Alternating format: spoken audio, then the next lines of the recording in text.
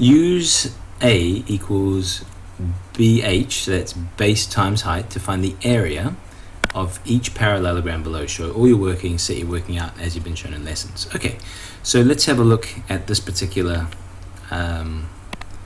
parallelogram right there, and let's use our formula. Hopefully it's relatively straightforward. So A equals BH, so B times H, right?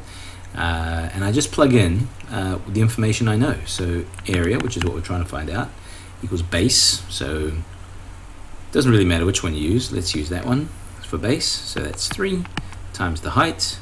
Now the height has to be at 90 degrees to the base, and there is no 90 degree angle to the base inside the rectangle, right? But this one here, this piece of information here, if we were to shift that over, you can see that it would be at right angles to the base, right? You can see that right here we would have a right angle, right there. So that piece of information is useful. That gives us our height. So let's use that as our height. And sorry about that. Let's give that a 4, and then area equals 3 times 4, which is 12. Use the unit of measurement, which is meters, and we're talking area, and we measure area in squares, so it's 12 meters squared.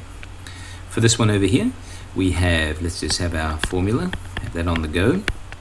Area equals base times height. Area equals, let's plug in what we know, so base and height. It's easy this time around. You can see the right angle there.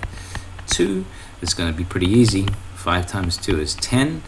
Unit of measurement is meters. We're talking area, so it's squared, 10 meters squared. And for the last one over here, very similar. So let's use our formula. Area equals base times height. For this one, we plug in the base. Let's say it's 3. And height, here's the right angle, right? So the height is 5. And area equals 3 times 5, which is 15. We're talking meters. We're measuring area, so that's squared and complete.